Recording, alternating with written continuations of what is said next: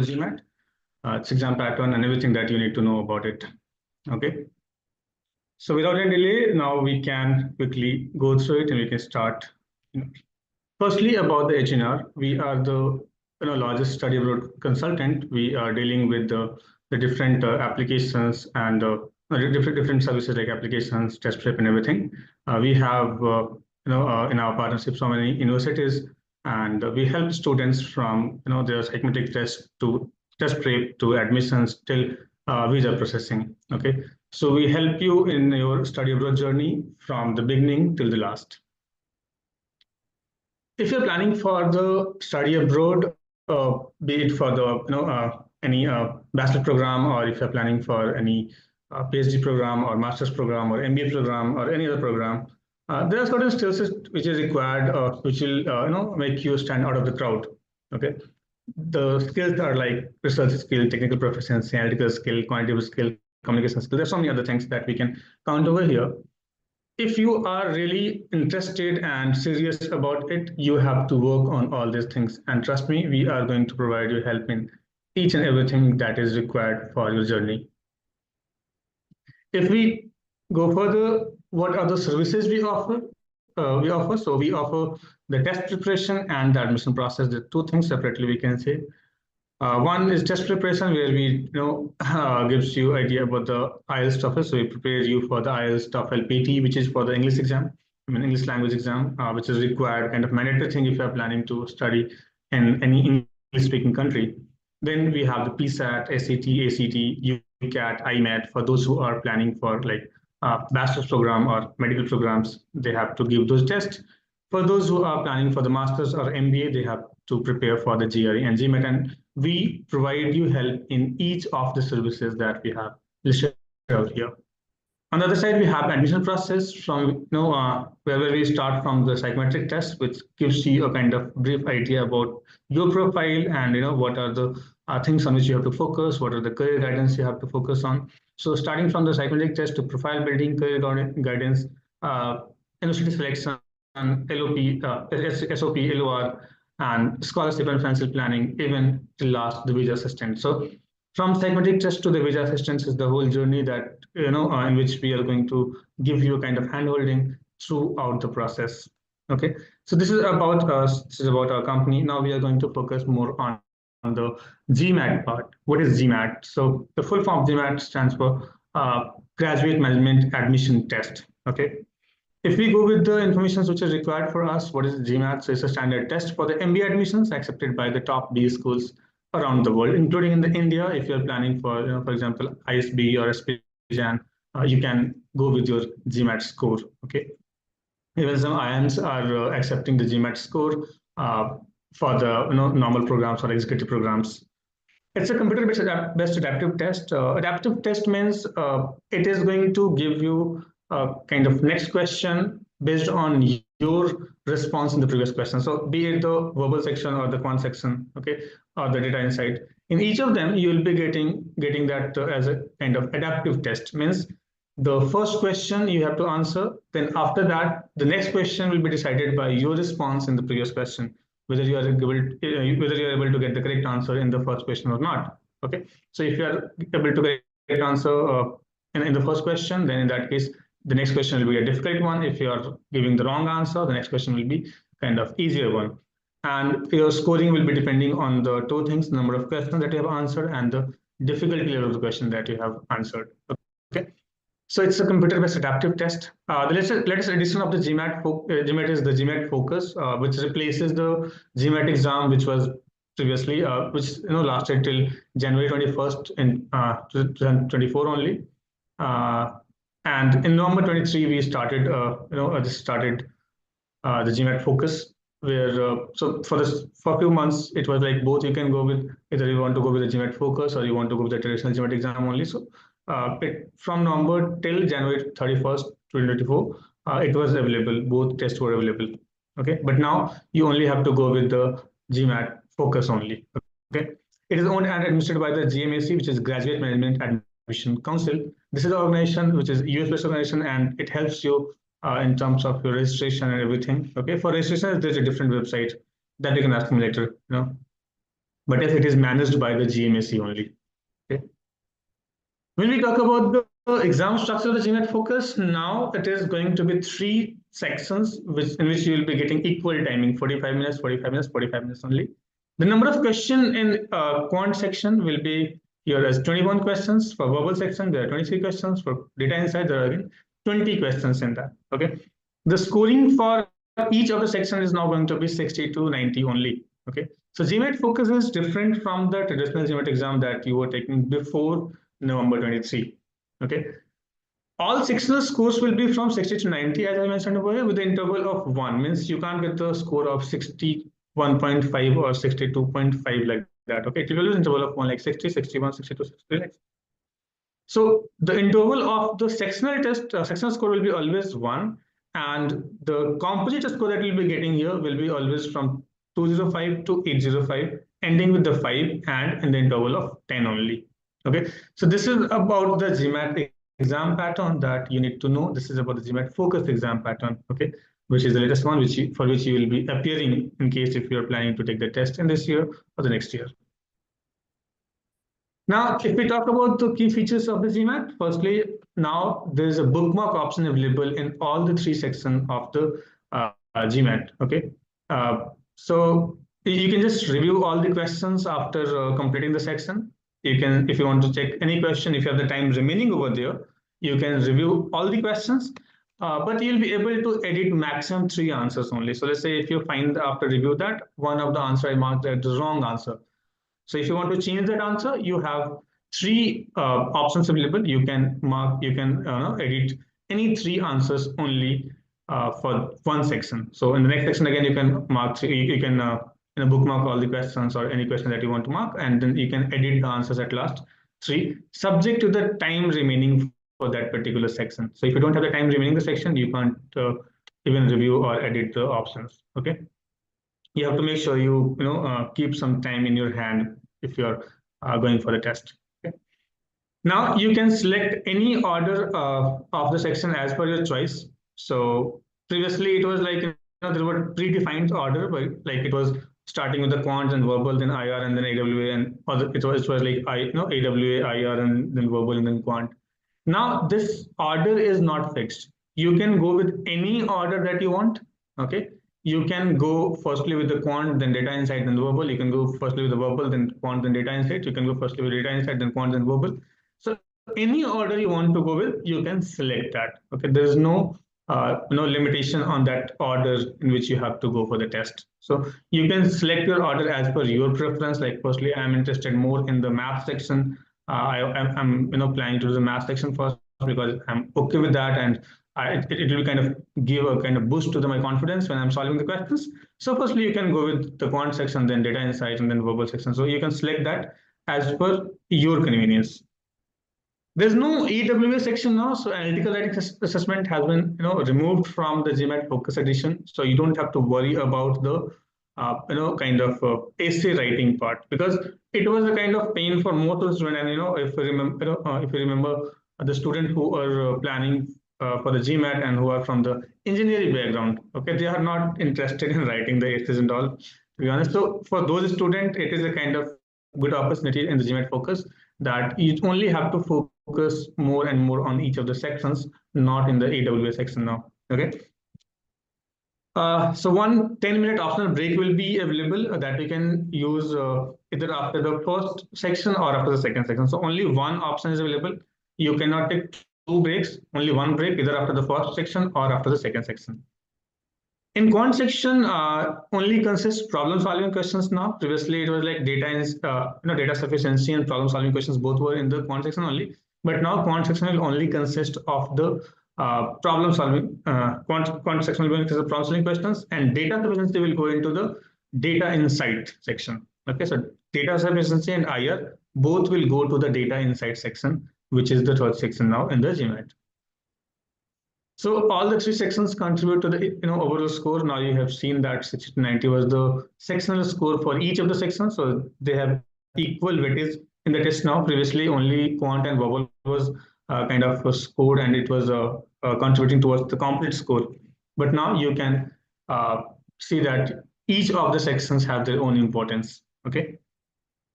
We'll firstly talk about the quant section. As a quant faculty, I'll give you an idea about what is being tested in the quant section, and then I'll come to the data insight also. If we talk about the quant section, firstly, you have to focus on arithmetic, okay? Number system, percent, ratio, rates, stats. Stats is also not part of the arithmetic only. There's no different data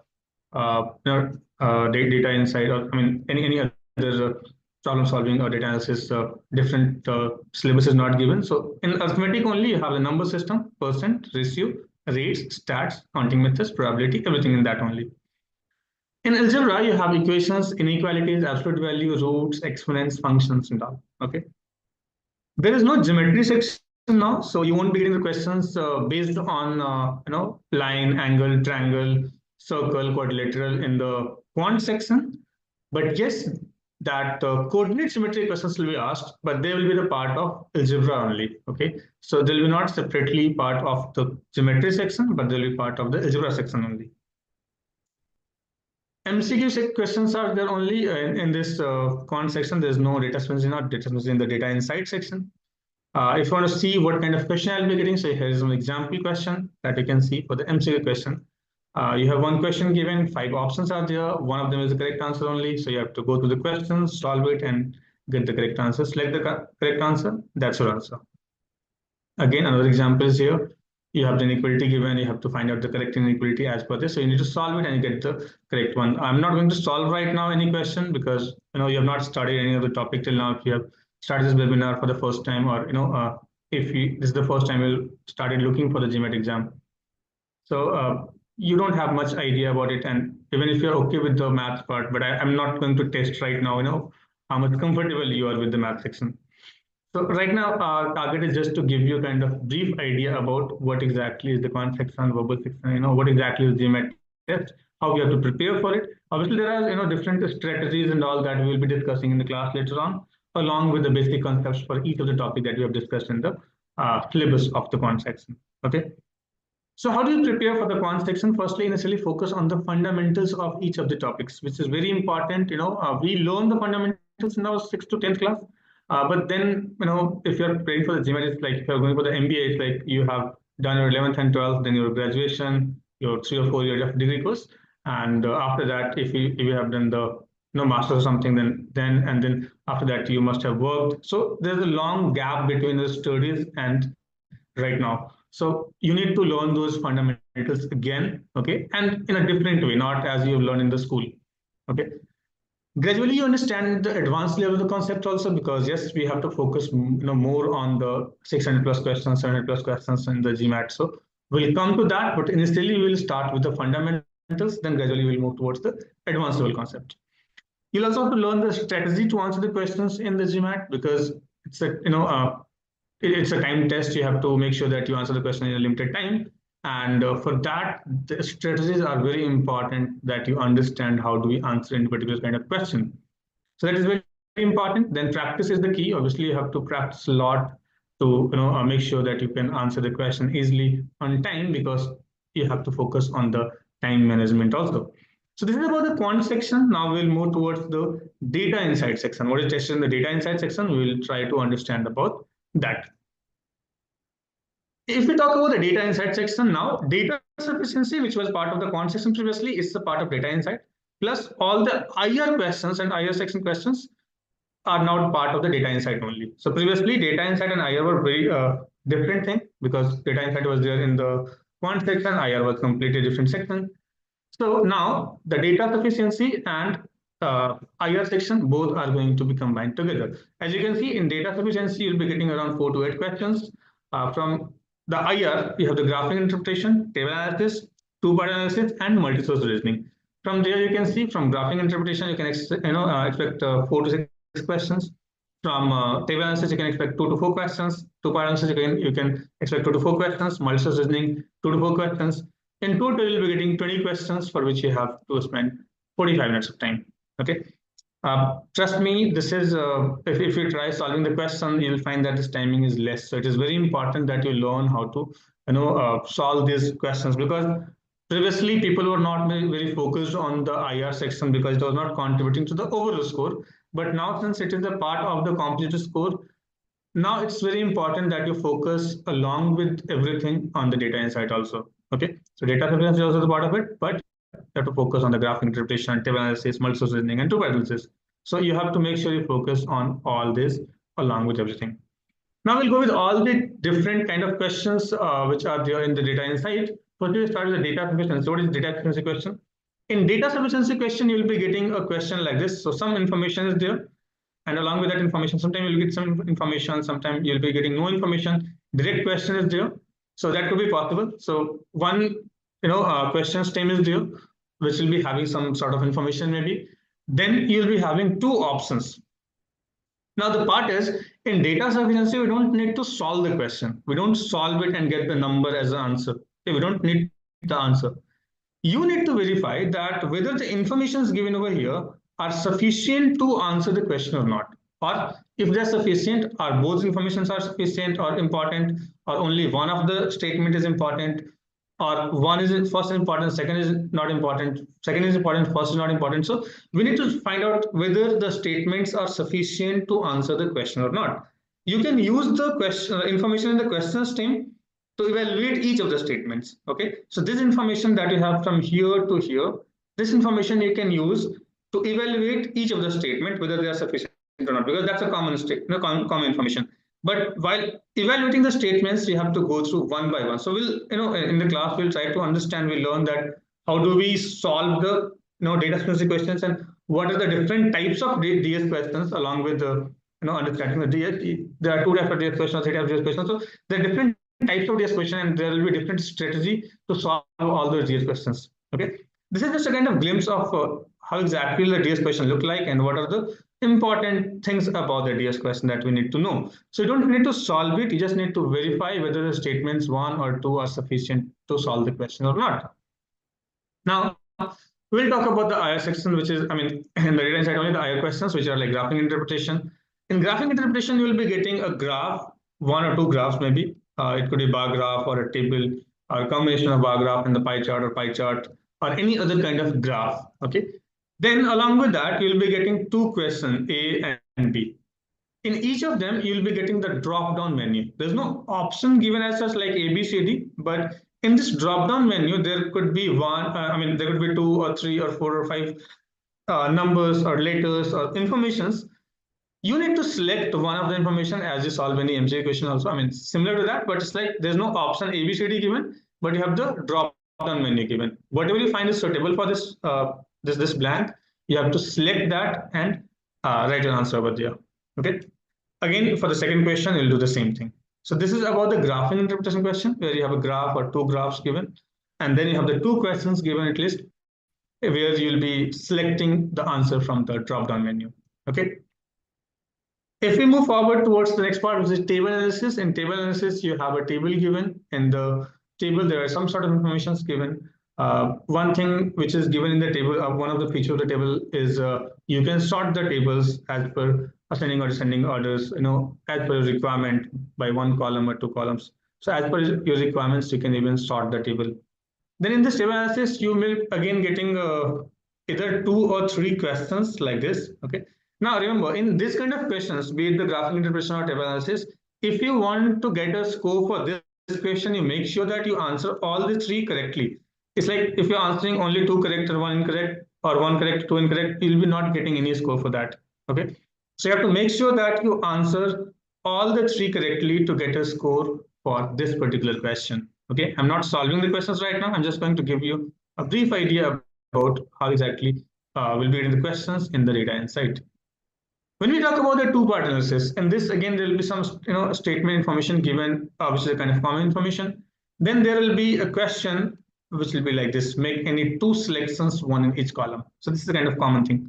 Now you have the options given A, B, C, D, 5 options. You have the 2 columns given. For each of the column, you have to select one of the options from there. So you need to go through the information, you need to read the information, solve it, and get the answer for each of these. Sometimes you'll find that both are completely independent. Sometimes you'll find that both are dependent to each other. That depends. Again, when we'll be dealing with the questions like this, we'll understand the strategy which is important for us to identify whether they are dependent questions or not, whether they're depending on each other or not. Okay, so these are the two-part analysis questions that we have.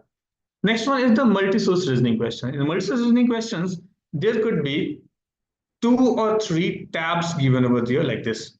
As you can see, there are 2 or 3 tabs given there. In each of the tabs, there will be some sort of information given. Okay, you need to go through each of the tabs first. You need to identify what kind of informations are given in each of the tabs. Then you will be having either 1 or 2 questions based on the same. Okay, so you need to go to the question, then you need to identify in which tab I have to go, whether tab 1, tab 2, or tab 3, or both combined. Okay, so you need to identify in which tab I'll be getting the information that is required, and then you will answer the question by looking at the information which are given in the different tabs over there. Okay, so these are the type of question that we have in the data insight, data sufficiency, graphic interpretation, table analysis, two-part analysis, and then multi-source reasoning. Okay, now the thing is, how do we prepare for the data insight? Firstly, try to understand what exactly data insight is going to test in you. Data insight tests your ability to solve the complex problems using data from the multiple sources. For example, it could be a graph, it could be a table, it could be the tabs given over there like that. Okay, so it will be a mixture of the quant and verbal section also. So in quant section, you have the arithmetic, geometry, everything that you have learned. Okay, from there, plus there could be some questions from the verbal section also, which will be based on the critical reasoning of the verbal section. Okay, so if you want to solve the questions, easily in the data insight, firstly you have to master the topics from the quant and the verbal critical reasoning, which is very important for the data insight. So if you have studied those first two, like the quant and the verbal section, which is critical reasoning or the verbal section, in a good manner, you'll be able to answer most of the questions easily from the data insight. Obviously, you need to learn the strategy, which is important for the data insight questions. But yes, firstly, you need to understand the basics and the basics of the quant and the verbal section also. Again, practice is the key, and you have to focus on the time management. This is very important for the data insight because while looking at the complex data, it will be taking a lot of time of yours when you are solving the questions. So you have to focus more on the time management in the data insight section than any other section, because it is going to take a lot of time. You'll not understand how the time just went through, and you'll remain with 1 or 2 questions at the last if you are not practicing well. So practice is very essential, and at the same time you have to focus on the time management. How can we answer the question in 1 or 2 minutes maximum? Okay, in each of the question. So that is about the data insight section that we need to know. Now we have the next section, which is the verbal section. Jyoti ma'am will be giving you more idea about the verbal section, and then we'll be having the questions at the last. Yeah, good morning, everyone. A huge welcome to all of you to the GMAT Focus webinar, and I'll be taking you through to the verbal section. I hope you have very well understood the maths part of the GMAT section. And yeah, so when we talk about the GMAT verbal, there would be 23 questions that are supposed to be done into the 45 minutes. So the first very basic thing that we have to practice and learn about the GMAT verbal is the time management. However, the number of questions are quite less as to the time. But when we are doing the reading comprehension and critical reasoning, when both type of questions, we would be having the reading passages. And we have to go through and understand every single statement and word of the passage to solve these kind of questions. Now, let's understand what are the type of question that we are going to have for the reading comprehension. First, know that there is a big myth that I have come across when the students come for the demo classes that when GMAT is for the MBA program, so do we need to have any prior knowledge to the subjects? So let me tell you, let me clear you this thing that there would be the passages of social science, science and businesses, and nobody expects you to have a prior knowledge of all these subjects. These passages would be taken from the scientific journals, from historical books and different journals and periodics. So they do not expect you to have any knowledge about these subjects. You just have to read the passage thoroughly and solve the questions on the basis of the information given in the passages only. Now, the types of question that we are going to have for the reading comprehension is first is your main idea question, whereas they are expecting you to understand the whole passage and know why the author has written this passage, What was his idea? What was his aim to write this passage? And choose the correct answer, which explains the same thing. The second question, we have given a very short name called detail, because in this type of a question, they can ask you anything about the detailing of the passage. That there could be the question based on the reasoning, based on the conclusion, or maybe the statement given by the author. The third one is inference question, in which they would underline few a clause or a sentence of the passage, and you have to find out the statement which correctly infer the meaning of the author over here. The next one is logical structure. Logical structure, it seems, is a different type of a heading for a reading passages question, because over there they would ask you what particular statement plays the role in the passage. So we have to understand. So while I'll be teaching you about the GMAT, I'll teach you what is the structure of the passage. How do you logically connect the sentences? Why one particular information comes into the second sentence, and why this information or the conclusion is written or the result is written into the fifth sentence. So we would be learning all this when we are solving these type of questions. So the last one is the tone. Whereas they might ask you the questions basis on the tone of the author, where they would be explaining, it would be argumentative, it would be explanatory, it would be defensive, there would be the different tones. So we have to learn and understand the tone of those verbs as well and find the right answer for the same question. Now, this is the sample question that I've taken for the reading comprehension. I'll just explain you the question over here that says the author of the passage mentions empirical evidence in line 10 primarily in order to. So we can see that they have used the word empirical evidence in this passage. And now they are asking you, these are the questions of inferences, or you can say the detailed questions, in which they would ask you that, for example, over here, furthermore, empirical evidence demonstrate clear linkage between these. So they are asking you, they are demanding you to understand this particular sentence, the role of this sentence, and the role of this word as well. So as I said, that these are the short passages that you're going to get into the GMAT, but we really have to understand each and every single word in the passage and its role in the passage, why it is written over there. So these are the kind of the example questions. Now, let's understand the critical reasoning. So basically, critical reasoning are also, so many students say that these are the reading passages questions only. And I agree with them, because these are actually questions based on the reading passage that are given to you. But the question types are completely different, and the strategies to solve them also is a different approach. As the question would be asking you about the assumption, strengthening, weakening, as these three things tells you about the author's opinion. In these passages, you would not be getting any scientific journal information where the Dr. ABC has done some research and they have given you the passage about it. In these critical reasoning passages, you would get the idea of the passage. Why this plant? If they are doing this research, why this research is happening, what is the result of the research, and how it is impacting the world, what is the use of the research, what other people think about it. So that is why we have to critically think about this passage. What is the usage, what are the benefits, what could be the weakness, what could be the disadvantages of having this research. So we have to critically analyze this passage, and as per the question asked, we have to find sometimes the strengthening statement, which would mean that we have to find out the statement that supports the idea of the author. Weakening would be the contradictory statement that would answer it correct. Inference, again, they are asking you the meaning of the particular sentence. Flaw, it's like a weakening statement, whereas we are finding any any contradictory information or a flaw in our assumption. For example, I've just said smoking kills people. So there could be a flaw. People die for many other reasons, and smoking could not be the only one reason. For some, they could be, but for not all. So the statement has a flaw because it may have different meanings. So this is how we have to critically analyze the passage, and we have to answer as the list of the statements given in front of you, that there could be paradox and bold-faced statements. Again, they are asking for the role of the statement. Let me give you one example of the question. The statements above, if true, best supports which of the following assertions. So when they are saying assertions, they are giving you the different results of the situation that the author has given. Over here, the author is talking about a country Q and country Y. Let me explain you this question thoroughly.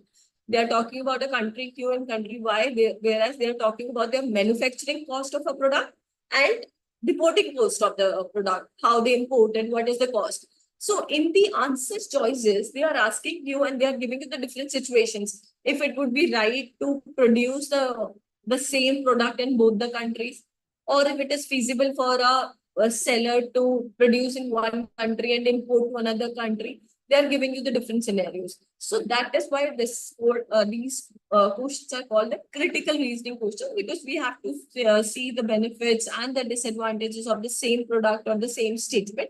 And at the end, it gives them the right answer, which is being asked. Like over here, they're saying, let's suppose the following assertion. So assertion which has been based on the author's opinion over here. So these are the only two types of questions that we are going to get into the verbal section of the GMAT. Fortunately, as Ashutosh sir has already explained to you, that we do not have any essay writing, which was there before the GMAT focus came into the existence. So now there would be two questions, and now this is the time for our discussion, whereas you can ask any doubt you have in your mind regarding the GMAT, the test pattern, or anything. You can just ask us.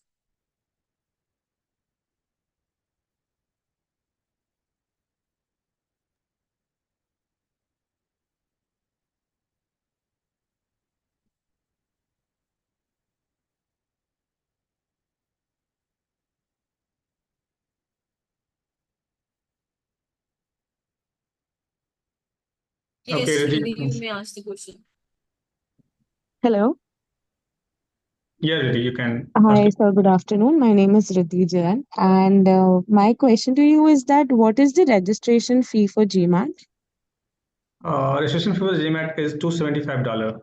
So if you are from India, you have to look at the exchange rate, what is there, and in INR you'll have to pay 275 plus some taxes depending on the card that you are using. So it's fixed at $275. Okay, thank you, sir. My next question is that I want to do MBA. So, Mhm. which one should I choose? Is GRE better or should I go for GMAT? See, this is always the kind of question that students are having, who are planning for the MBA, or if they are planning for business management or MIM, okay, or any other courses.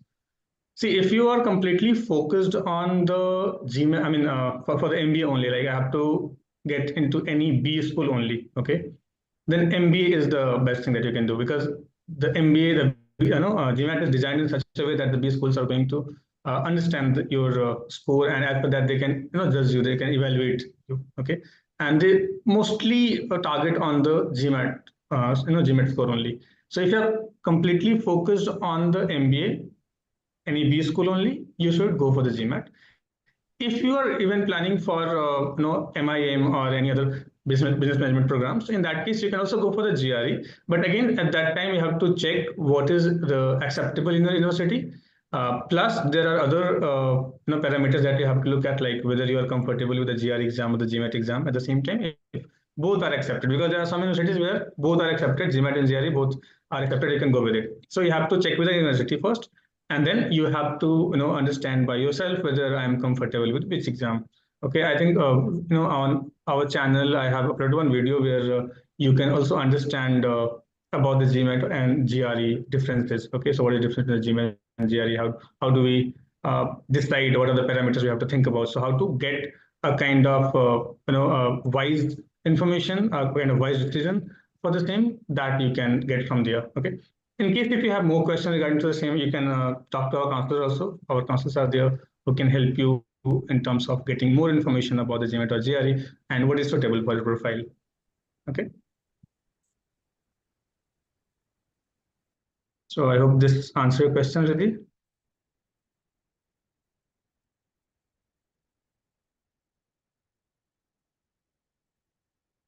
Okay, anyone else having any question?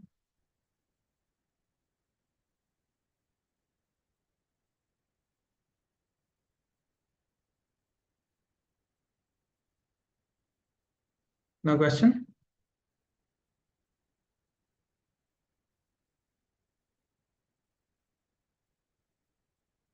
Okay. So I believe now there's no question from the attendees.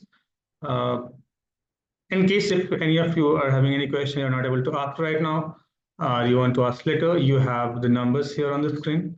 You can note down the numbers and you can connect to the counselors who will help you in terms of getting more information about your test preparation or applications, admissions, everything, whatever is your kind of services you are looking for.